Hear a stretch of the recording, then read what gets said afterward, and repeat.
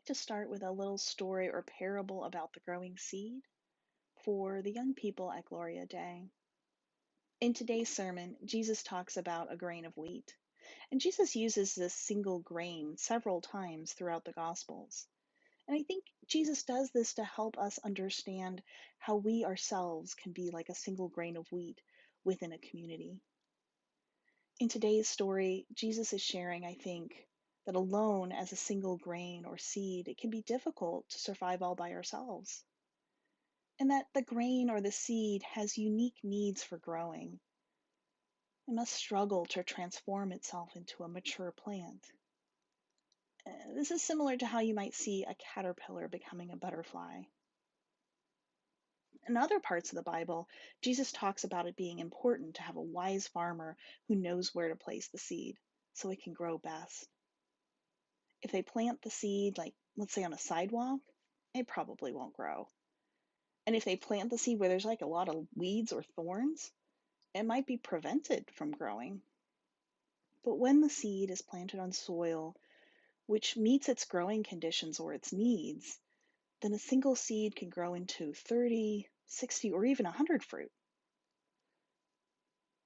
And what is being said here is that a single person, given the support to meet their growing needs, can grow up to help many people with their gifts and talents.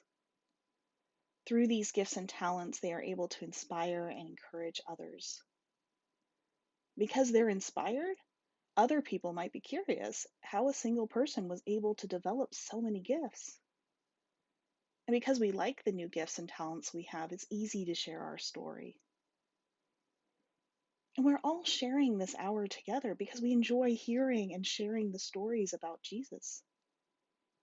These stories help us explore the world that God created for us.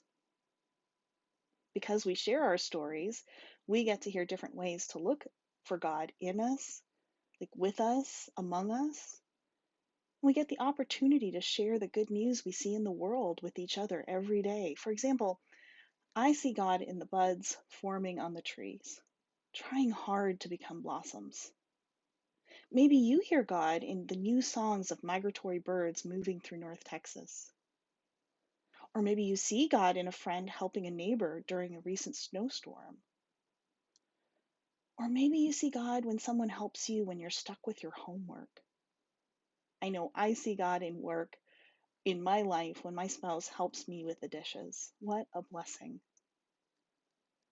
If you think you might have a story about where you notice God in the world, I invite you to share it with your family. And if you think you have a gift or a talent that you can share with someone, perhaps you can help them see God in the world through you. Amen.